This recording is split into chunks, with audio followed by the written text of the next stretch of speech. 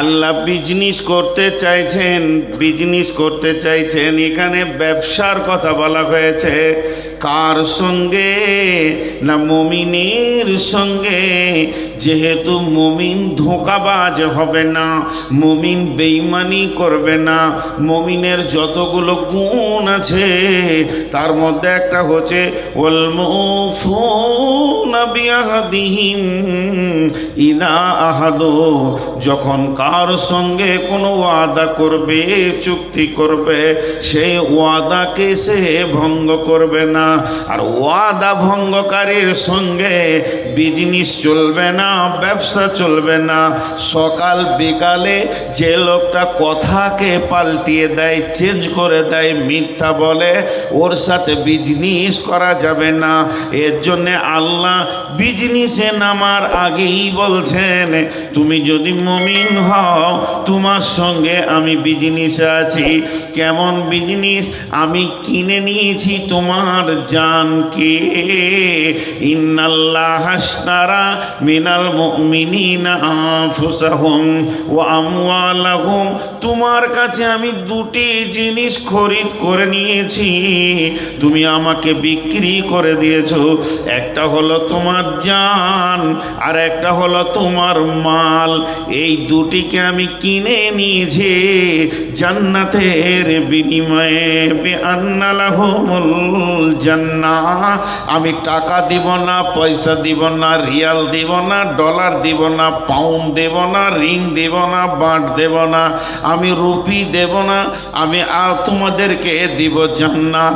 আর তোমাদের কাছ থেকে আমি দুইখানা জিনিস নিয়ে নিব।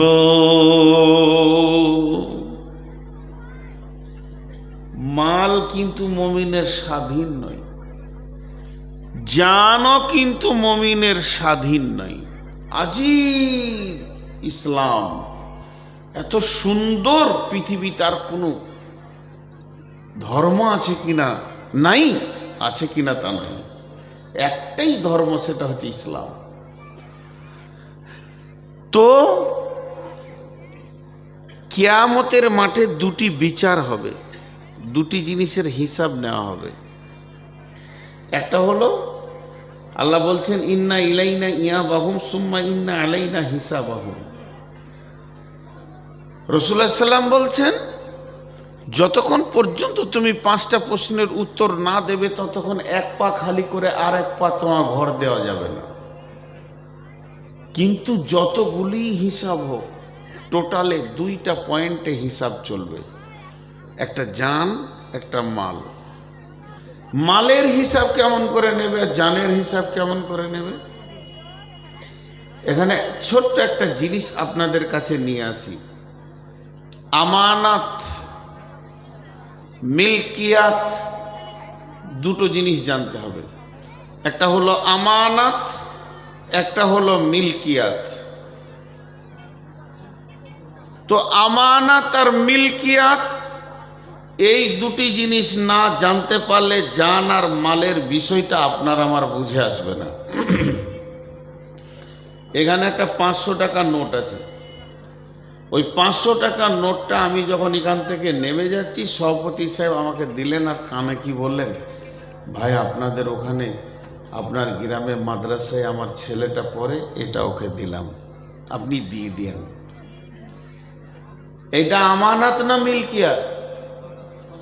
আমানত। ওটা আমার পকেটে ঢুকলো, আমানত। মিলকিয়াত কাকে বলে? আমি নেমে যাচ্ছি, অনেক জায়গায় বাংলাদেশে এটা বেশি ঘটে। কেউ 200 টাকা 500 টাকা নিয়েছে বলে, হুজুর এটা আপনি চা পান খেয়ে, এটা আমার মালিকানা সত্ত্ব আছে। আমি চা খেলাম না, বলেছ, আমি বাসে ভাড়া দিয়ে দিয়েছি। এটা হলো মালিকানা। আর আমানত तो जिंदगी अमानत है और माल भी अमानत है, इस्लाम भी अमानत है, कुरान भी अमानत है। 4টা আমানতের কথা বললাম, তো 2টো আজকে বক্তব্য রাখবো। কোরআন আমানত। এই যে কোরআন পৃথিবীতে এসেছে, এটা আমানত। তার কারণ হচ্ছে আজকে এই আমানতকে বহন করার জন্যই এই মাদ্রাসার ভিড়। আমি শিখেছি, আমার ছেলেকে শেখাবো, সে তার ছেলেকে শেখাবে, সে তার ছেলেকে শেখাবে। এই আমানত এই জাতিকে কিয়ামত পর্যন্ত বহন করতে হবে, বন্ধ করে দিলে হবে না। একটা চিঠি যখন পোস্টে ছেড়ে দেওয়া হয়, যতক্ষণ পর্যন্ত সেই চিঠির মালিকের প্রাপকের কাছে না পৌঁছায় ততক্ষণ পর্যন্ত পোস্ট অফিসওয়ালারা আমানত বহন করে। তেমনি কোরআন হলো আমানত, দিন ইসলাম আমানত। আমার কাছে দিনের জ্ঞান আছে, ইসলামের জ্ঞান আছে, হালালের জ্ঞান আছে, হারামের জ্ঞান আছে। অতএব এই জ্ঞানটা যার কাছে নাই তার কাছে আমাকে পৌঁছে দিতে হবে। বাল্লিগো আন্নি ওয়ালাও আয়া। নবীজি বলছেন, যদিও তুমি একটি আয়াত জানো সেটাকে তুমি আরেকজনের কাছে ট্রান্সফার করে দাও। যদি তুমি না দাও, আমানতের খিয়ানতি করলে, আমানতের খিয়ানতি করলে যে গুনাহ হবে তোমার সেই গুনাহ হবে। দুটা তো সহজ করে বুঝিয়ে দিলাম। নাম্বার 3, এটা একটা বোঝাতে কষ্ট, কতটা বোঝাতে পারবো আমি জানি না। জিন্দেগি ভি আমানত হ্যায়। যেদিন আমি পৃথিবীর বুকে এসেছি আর প্রথম শ্বাসটা আমার শুরু হয়েছে, আর যেদিন আজরাইল আমার কাছ থেকে জানটা নিয়ে চলে যাবে, নিঃশ্বাসটা বন্ধ হবে, যেদিন নিঃশ্বাস চালু হয়েছে এবং যেদিন নিঃশ্বাস বন্ধ হবে, এই যতগুলি শ্বাস আমি টানছি প্রত্যেকটি আমানত। তার মানে জীবনটা আমার নয়, জীবনটা আমার আল্লাহর। আমার এই জীবনের মেশিনটা, আমার হৃৎপিণ্ডটা যিনি চালাচ্ছেন তিনি আল্লাহ। এটা চালানোর ব্যাপারে প্রতিনিয়তে প্রতি সেকেন্ডে তার একটা খরচা আছে। যে দুটি চোখের যে লেন্স আছে, পাওয়ার আছে, এর পেছনে খরচা আছে। কানে মাইক্রোফোন, আজকে 53 বছর শুনছি, এর পেছনে আল্লাহর খরচা আছে। আমার জীবনটা তিলে তিলে যে চলছে, প্রতিদিন আমাকে সূর্যের আলো দেওয়া হয়, প্রতিদিন আমাকে পানি খাইয়ে হৃদয়কে ঠান্ডা করা হয়, প্রতিদিন সেকেন্ডে সেকেন্ডে আমাকে শ্বাস আল্লাহর অক্সিজেন খরচা করতে হয়। তো আল্লাহ তাবারাক ওয়া তাআলা যে জীবনটা আমাকে দিয়েছে এটা আমানত, এটা আমানত। এর হিসাব হবে, এর হিসাব হবে। জি, এর হিসাব কেমন হবে একটু বোঝানোর জন্য বলছি, একটু অনুসূচনা দেওয়ার জন্যে। কিয়ামতের মাঠে আমাকে আল্লাহ ডেকে বলবে, নূর মোহাম্মদ আই, জি আল্লাহ তোকে 70 বছর জীবন দিয়েছিলাম। জি, 70 বছর আমি তোর জীবনটাকে চালিয়েছি, আমার খরচা ছিল। তো প্রতিটি বছরে 12টা মাস, প্রতিটি মাসে 30টা দিন, প্রতিটি দিনে 24টা ঘন্টা, প্রতিটি ঘন্টায় 60টা মিনিট, প্রতিটি মিনিটে 60টা সেকেন্ড। টোটাল তুই কত কোটি সেকেন্ড পৃথিবীতে ছিলি? এগুলো কিভাবে খরচা করেছিস বল? এগুলো কিভাবে খরচা করেছিস বল? আমার দেওয়া জান তুমি কিভাবে খরচা করেছো? একটা ছাত্র বলছে, জি একটু নলহাটি যাব। বলে যাও, জোহরের জামাত ধরবে, মানে 10টা বাজছে, তো এমনি করে ঘড়ি দেখে বলছে জোহরের জামাত ধরবে। 2 ঘন্টা টাইম দিয়েছে, 120 মিনিট টাইম দেওয়া হয়েছে ওকে। বাইক নিয়ে চলে গেল, ঘুরে এলো, বলে তুই কিভাবে সময়টা কাটালি বল, কোন দোকানে কতটা কাটালি?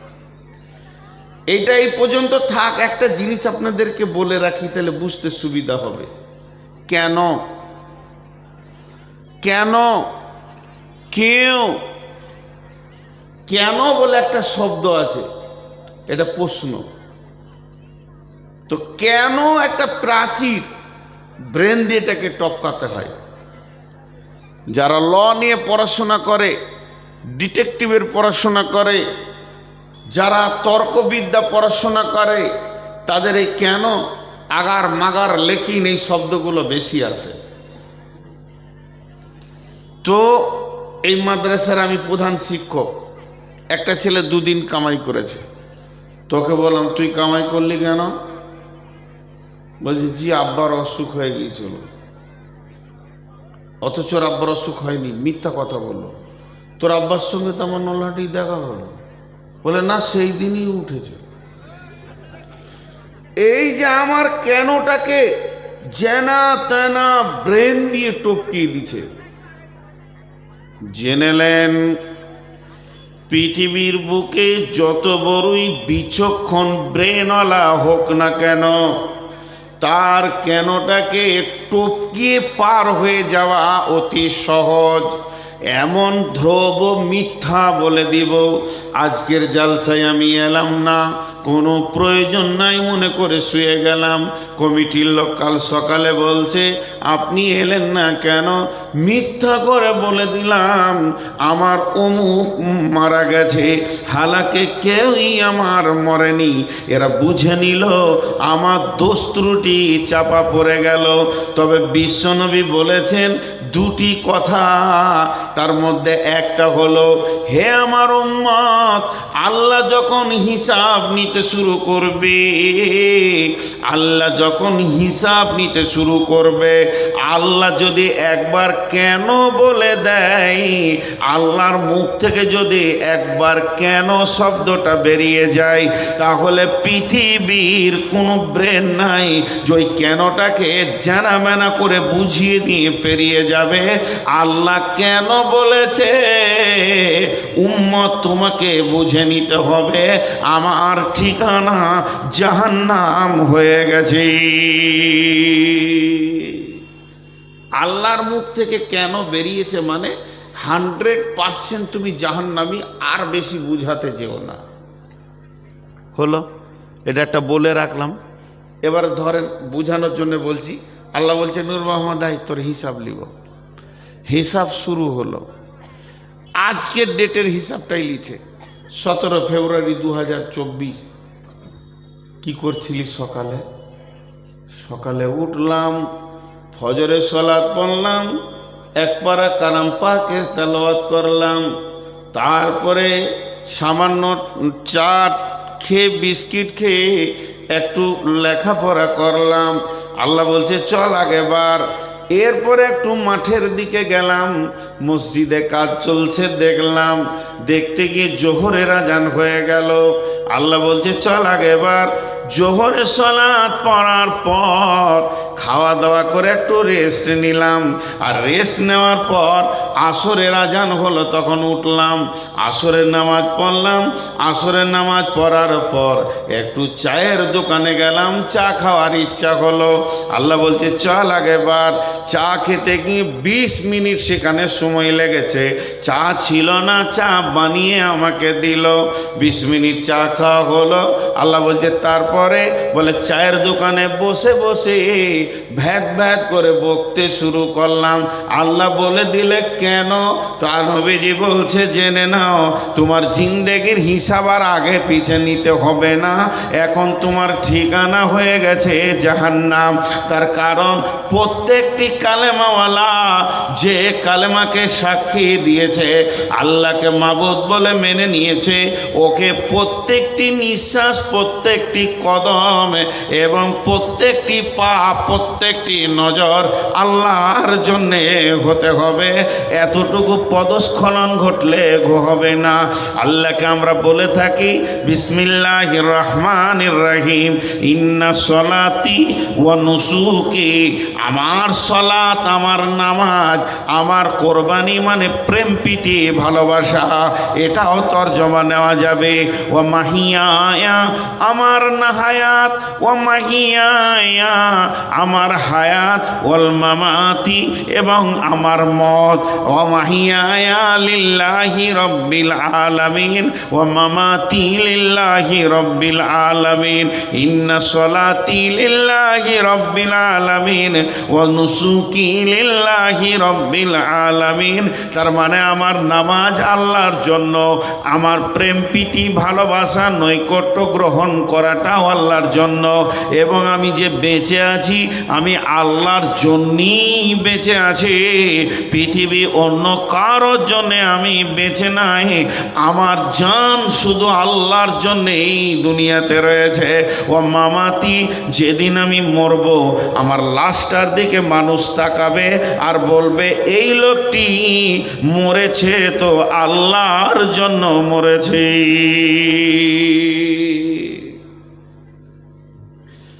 আল্লাহর জন্যে বাঁচা আর আল্লাহর জন্যে মরা অনেক কঠিন। জি, চারটাই ফিউজ হয়ে যাবে এখনই, একটা টিউব পাম্প থাকবে না। নামাজ ধরেছি, তাকবীরে তাহরিমা, আলহামদুলিল্লাহ রাব্বিল আলামিন আর রহমানির রহিম, আল্লাহকে খেয়াল নাই। কুলহ পড়লাম, আল্লাহকে খেয়াল নাই। আল্লাহু আকবার, সুবহানা রাব্বিল আযীম, আল্লাহকে খেয়াল নাই। সামি আল্লাহু লিমান হামিদা, আল্লাহকে খেয়াল নাই। সালাম ফেরা হয়ে গেল, আল্লাহকে খেয়াল নাই। নামাজটা লি। অনুসুকি, প্রেম, কোরবানি, মেহনত। মানুষ যখন মেহনত করে কোরবানি দেয়, জানের মুজাহাদা চালায়। কোরবানি মানে জবাই করাটাই খালি আমরা ধরে নিয়েছি। আল্লাহর নৈকট্য পাওয়ার বিভিন্ন অ্যাঙ্গেল, যে প্রেম দিয়ে আল্লাহকে পাওয়া যায় সেটাই কোরবানি। তো আমার কোরবানি আল্লাহর জন্য। একটা উদাহরণ দিই, বুখারী, মুসলিম, আবু দাউদ, তিরমিজি, নাসাই নয়, উদাহরণ দিচ্ছি। এক ব্রেল পানি কিয়ামতের মাঠে, আর আল্লাহ একটা মগ দিয়েছে আপনাকে, জগ, বলছে এক জগ করে, এই বান্দা এটা কি? ও চা, ও চা। আমি যতক্ষণ থাকবো খাবো না, খেতে দেবো না। 20 জনা খাবে আর 400 লোক দেখবে। তো খেয়াল করেন আমার দিকে। আল্লাহ বলছে বান্দা এটা কি রে? বান্দা এমনি করে দেখে বলছে আল্লাহ পানি। এটা উদাহরণ দিচ্ছি, বলবেন না যে কত নম্বর হাদিস। যখনই বলল পানি, তো আল্লাহ বলছেন গোলাম এটা পানি নয়, তুই জীবনে যত ঘাম ফেলেছিস, ছেলের জন্যে, বিবির জন্যে, মায়ের জন্যে, আব্বার জন্যে, ব্যবসার জন্যে, চাকরির জন্যে, পড়াশোনার জন্যে কল কল করে ঘেমে গেছিস, মাঠে গিয়ে ঘাটে গিয়ে পরিশ্রম করে সমস্ত ঘামগুলি আমি আল্লাহ জমা করে রেখে দিয়েছি। তোর জীবনের টোটাল ঘামটা 200 লিটারে পরিণত হয়ে গেছে। এখন তুই 1 লিটারের একটা জগ কেনে আর এমনি করে পানির মতো করে তোলার বল যে ঘামটা কেন ঝরেছে।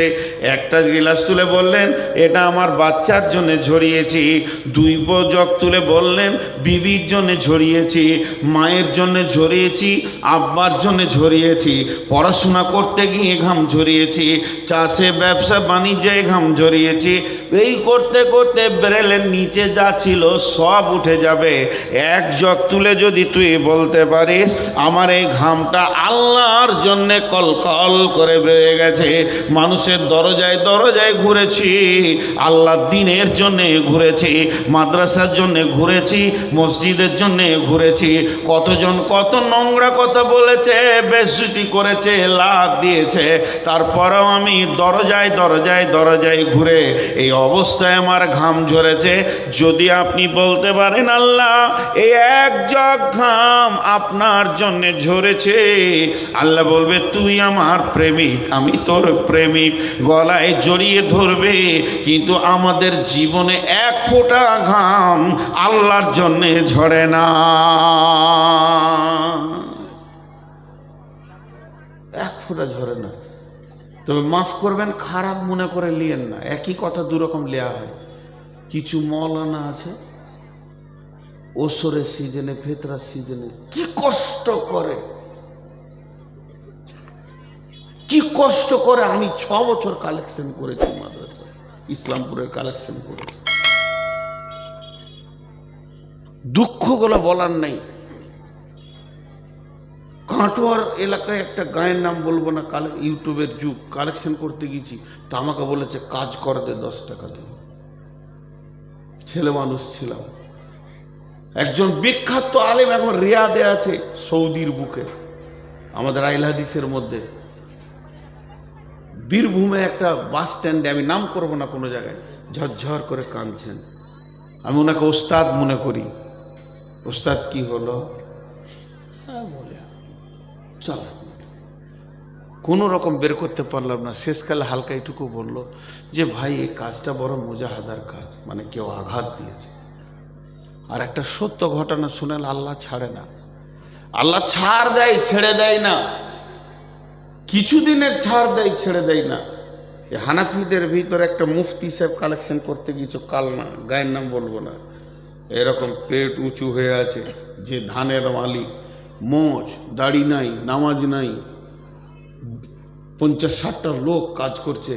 খালি মুফতি সাহেব এতটুকু বলেছেন মাদ্রাসার ছাদের কাজ চলছে, একটু ধরে দেন। হ্যাঁ, খ্যাঁচ খ্যাঁচ খ্যাঁচ খ্যাঁচ করে বেজ্জুতি, একদম নোংরা নোংরা খিস্তি করে গালি দিল।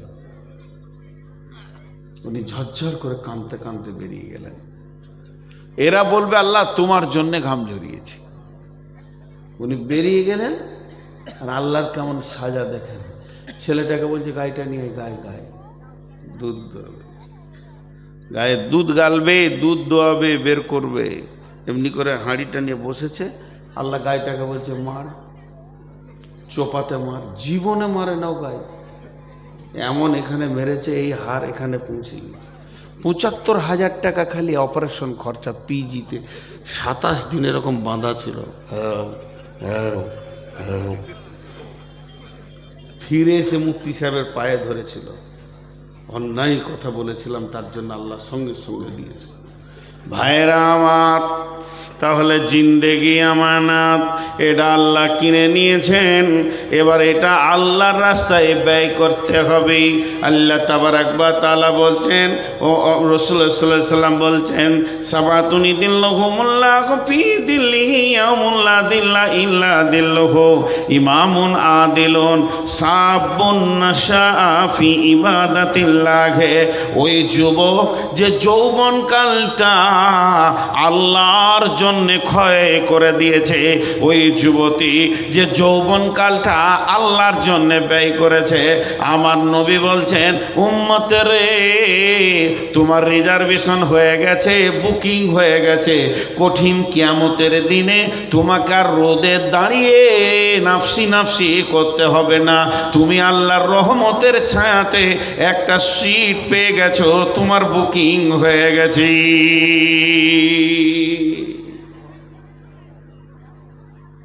তো জিন্দেগির তিলে তিলে হিসাব লাগবে।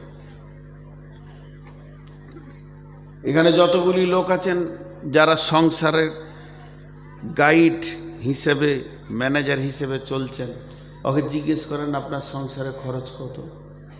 প্রতিদিন 500, 1000, 1500, 2000, যার যেমন সংসার তার সেরকম খরচ। আল্লাহর সংসারে খরচ কত? তো একজন বাংলাদেশে বলছে খরচ নাই, তোকে হুঁশই নেই। এই প্রতিদিন একটা মানুষ যতটা শ্বাসকে পোড়ায়, বাংলাদেশের মানিতে যদি ওকে এই অক্সিজেনটা কিনতে হতো, এত ভালো অক্সিজেন তো পাবে না, 50,000 টাকা লাগতো। ঘরে যদি 10টা লোক থাকে তো প্রতিদিন 5 লাখ টাকা আল্লাহ মিটেছে। যে সূর্যে আলোটা জ্বলছে, সকালে উঠবে সন্ধ্যায় ডুববে, এই সূর্যের আলোটা কত খরচ? পেট্রোলে চলে, ডিজেলে চলে, কাঠ দিয়ে জ্বলে? একবার নিজের ব্রেনকে জিজ্ঞেস করিনি?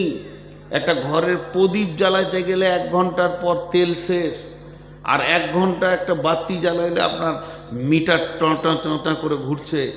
আর এত বড় বিশাল হ্যালোজিন দিয়েছে, বিশ্ব একসঙ্গে, স্কুল কলেজ ভার্সিটি ইট ভাটা, তারপরে আর কিছু সব রেল টেল সব চলছে।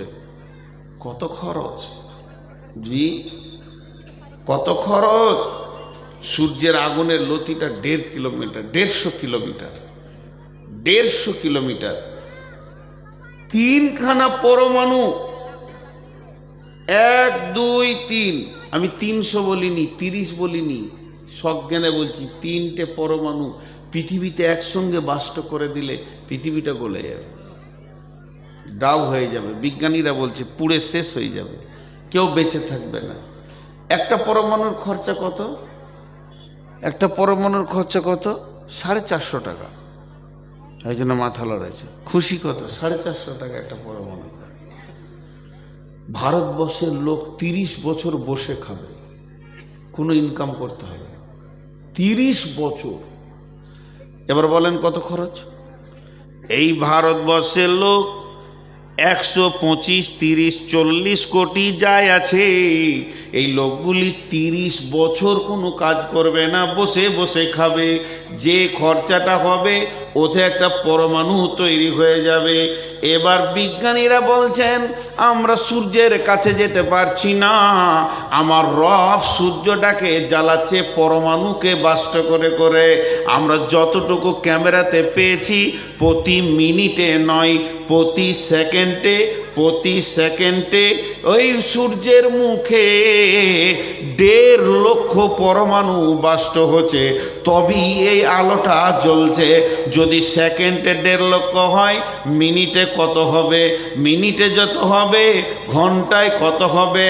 আমরা 12 ঘন্টা আলো পেয়েছি, 12 ঘন্টা অন্য দেশ পাচ্ছে, 24টা ঘন্টা আল্লাহ এটা তার সংসারে তার মেহমানদের জন্যে খরচা করছে। তারপরে আল্লাহ বলছে তোর জানটা আমার, তোর নয়। তোকে আমি এতগুলো উপকরণ দিয়ে দিয়ে বাঁচিয়ে রেখেছি। হে মুসলমান, একবার ভেবে দেখ তোকে আমি কেমন করে তৈরি করেছি। হাল আতা আলাল ইনসানি হিনুম মিনাদ দাহরি লাম ইয়াকুন শাইয়াম মাজকুরা ইন্না খালাকনাল ইনসানা মিন নুতফাতিন আমসাজিন নাবতালিহি ফাজআলনাহু সামিয়াম বাসীরা। আল্লাহ তাবারাক ওয়া তাআলা বলছেন, হে নূর মুহাম্মদ, তোর বয়স 53। 54 বছর আগে কি ছিলি? বলে 54 বছর আগে মায়ের পেটে ছিলাম। তোর বয়স যদি মায়ের পেট থেকে নিয়ে ধরিস তো 54, তাহলে 56 বছর আগে কি ছিলি? বলে মা বাপ খেয়েছে ফল ফ্রুটের ভিতরে ছিলাম। যদি তাই ছিলি আরো 10 বছর পেঁচিয়ে যা, 66 বছর বয়সে তুই কি ছিলি? পৃথিবীতে আমার কোনো নামই ছিল না। কোরআন বলছে লাম ইয়াকুন শাইয়াম মাযকুরা, লাম ইয়াকুন শাইয়াম মাযকুরা, লাম ইয়াকুন শাইয়াম মাযকুরা।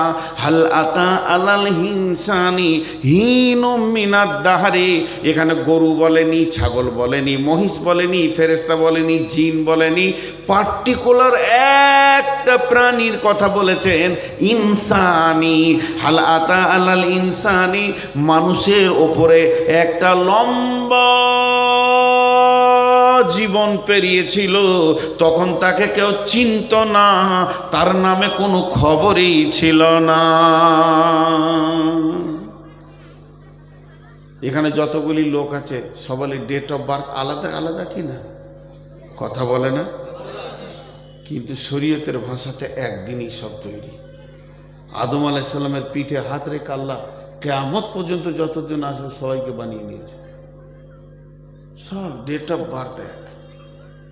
এটা দিলে কাজে লাগবে না, এটা আল্লাহ বলছে আমার কাছে, এটা কাজে লাগাবো, এটা কাজে লাগাবো। খুব মনোযোগ। পৃথিবী সৃষ্টি হওয়ার 50,000 বছর আগে আমার তকদির লেখা হয়েছে। পৃথিবী সৃষ্টি হওয়ার 50,000 বছর পূর্বে আমার তকদির লেখা হয়েছে। আমার জন্মের 50,000 বছর পূর্বে নয়, তাহলে অঙ্ক পাওয়া যেত। পৃথিবী, এই পৃথিবীটা যে ডেটে তৈরি হয়েছে সেই ডেট থেকে 50,000 বছর পূর্বে আপনার আমার তকদির লেখা হয়েছে। কি লেখা হয়েছে? নূর মোহাম্মদ 2024 সালে 17 তারিখে তুই গিয়ে আপনার ভ্যালিয়ারে ওখানে বায়ান করবি, আর কি খাবি সেটা লেখা হয়েছে। তাহলে আমি যে এখানে আসব সেটা কে জানতেন? জোরে বলেন, কে জানতেন? আপনারা জালসা শুনতে আসবেন, এটা কে জানতেন? আর আমার মা কখন জানলো? আমার মা যখন তার মেন্সটা বন্ধ হলো সে জানলো পৃথিবীতে কেউ এসেছে, প্রথম আমাকে চিনলো আমার মা। আমার মা খবর দিল আব্বাকে, দ্বিতীয় ব্যক্তিটা চিনল আব্বা। এবার আব্বা চিনার পর নানা নানি দাদা দাদি দুই ফ্যামিলি বুঝে নিল যে আমাদের ভিতরে নতুন একজন আসতে চলেছে। এখনো কিন্তু পঞ্চায়েত আমাকে জানে না। যেদিন আমি পৃথিবীর বুকে আসলাম সেদিন দাইমা আমাকে চিনল। এবার সেই সাথে সাথে পঞ্চায়েত চিনল, একটা নতুন আধার কার্ড বের হলো। এখনো প্রাইমারি স্কুল আমাকে জানে না, আমি ধুলোবালি নিয়ে খেলছি, প্রাইমারির হেডমাস্টার আমাকে চিনেনি। যেদিন আমি 5 বছরের আব্বা ধরে নিয়ে গিয়ে প্রাইমারিতে দিয়ে এলো সেদিন প্রাইমারি চিনল। তখনও পর্যন্ত ভ্যালিয়ানের লোক তাদের দ্বিতীয় বক্তাকেও চিনে না। আজকে যারা আছে আর জানতো যে এটা দ্বিতীয় বক্তা? যখন প্রাইমারিতে দিয়েছি পোঁটা ফেলতে ফেলতে আল্লাহ বলছে আমি জানছি, কারণ লিখেছে তো তকদির। কথাটা বোঝার চেষ্টা করেন, এখানে দুটো জিনিস বলবো। তো আল্লাহ বলছে এই জিন্দেগিটা আমি তিলে তিলে তোকে নিয়ে যাচ্ছি, দে তোকে তৈরি করলাম আমি। কেউ চিনতো না, একটা দীর্ঘ টাইম গিয়েছে। পৃথিবী সৃষ্টির 50,000 বছর পূর্বে, এতক্ষণ আমি আমাকে বলছিলাম, এবার আপনাদের দিকে আঙুল তুলি। পৃথিবী সৃষ্টির 50,000 বছর পূর্বে আপনার তকদিরটা লেখা হয়েছে। আজকে এরকম মাঠে বসে থাকবেন 2 ঘন্টা, লেখা হয়েছে। তাহলে সেই দিন থেকে যেদিন মায়ের পেটে এলাম এই মাঝের দিনটা কে চিনত? হ্যাঁ, আল্লাহ। এবার একটু মহব্বতের সঙ্গে বলি, সেই দিন থেকে যেদিন আমাদের তকদির লেখা হয়েছে সেই দিন থেকে মায়ের পেটে যেদিন এসেছি তার আগে কে চিনত? একবার আল্লাহর নাম নিতে ভয় লাগে? জোরে বলেন, কে চিনতেন? তাহলে আল্লাহর কাছে কতটা জীবন আমার কেটেছে এটা অঙ্ক করেন। আমি জন্ম নিলাম মায়ের পেটে, দুধ খেলাম মায়ের কোলে, পেশাব পায়খানা করলাম, এই করতে করতে করতে করতে মায়ের বুকে ওপরে চেপে শুয়ে পড়লাম। ছোটতে মাকে কত মারলাম, আব্বাকে কত লাথি মারলাম। আস্তে আস্তে বড় হলাম, বড় হতে হতে আমার বয়স হলো 20, 20 থেকে 22, 22 থেকে 24। যখন 24 বছর বয়স হলো, চৈত্র মাসের 25 তারিখে বিয়ে হলো, আর বৈশাখ মাসের 25 তারিখে মাকে গরম গরম কথা বলতে লাগলাম। কিংবা চৈত্রে 25-এ বিয়ে হলো, পহেলা বৈশাখ বলছি মা তোমার ব্যবহার খারাপ নয়। তখন মা ডুকরে কেঁদে বলছে, বেটা রে বছরে 365টা দিন গেছে, এরকম 24টা বছর তোকে বুকে করে টেনেছি, আর মাত্র 24 ঘন্টায় একটা বউ পেয়ে ভুলে গেলি। আল্লাহ ঠিক ওই রকম বলছে, গোলাম রে তোকে কত কোটি কোটি কোটি বিলিয়ন মিলিয়ন বছর আমার কাছে তোকে হেফাজত করে রেখে দিয়েছি, তুই আমার কাছে ছিলে। এরপরে মায়ের পেটে গিয়ে পৃথিবী যখনই দেখে নিলে,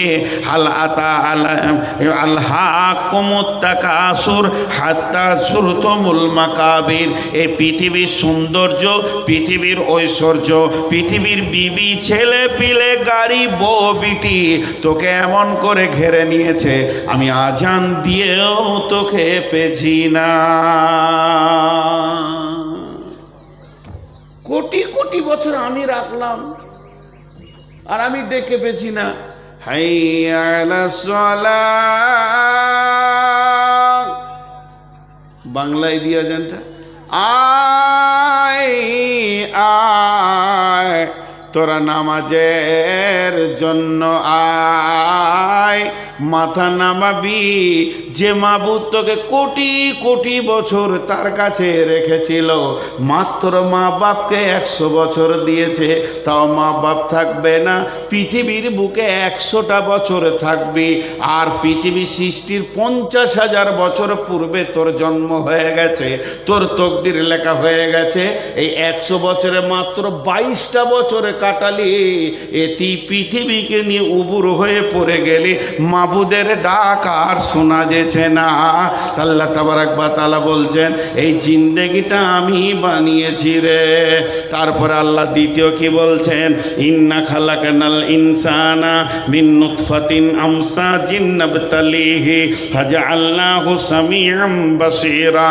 ওরে আমার গোলামের দল, তারপরে তোকে কিভাবে এই অবয়বটা দিলাম শুনেলে, তোর বাপকে উত্তেজিত করে, তোর মাকে উত্তেজিত করে, দ্রুতগামী বীর্য থেকে আমি বানালাম।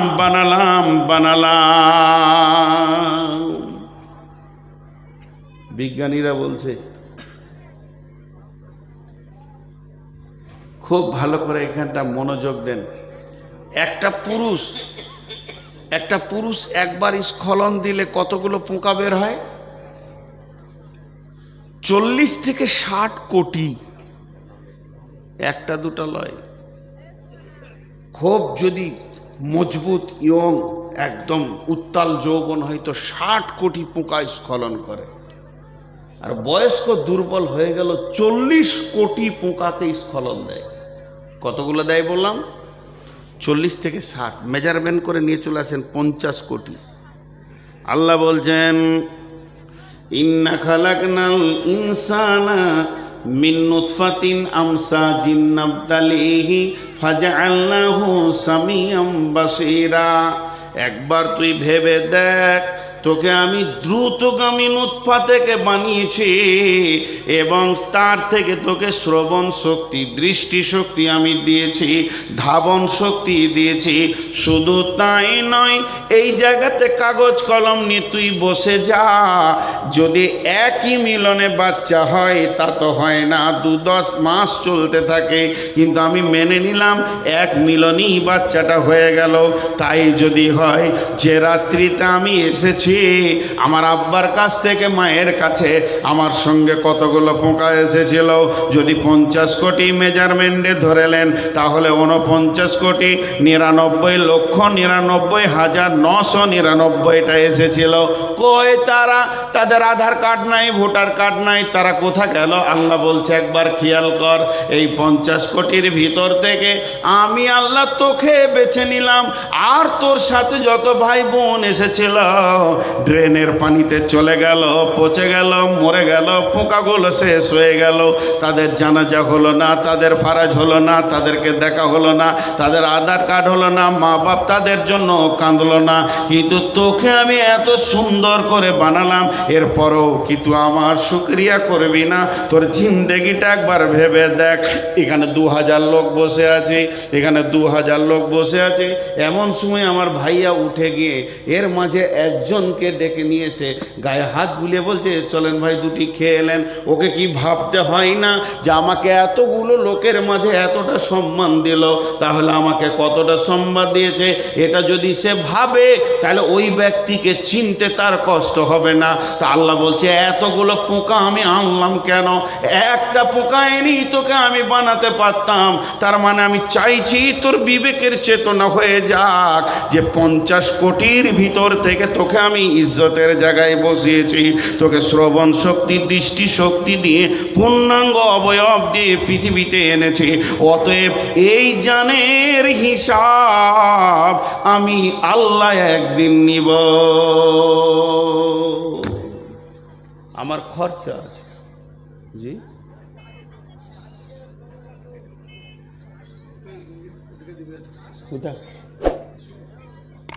কি বলবো? ভাইয়া কি আর বলবো, খুব একটু হিসাব করে চলি। এখন মালের কথা বলিনি, খালি জানের কথা বলছি। খুব একটু হিসাব করি যে আল্লাহ কতটা আমাদেরকে সম্মান দিয়েছেন। আরো আছে, মানুষ সৃষ্টির ব্যাপারে অনেক কথা আছে।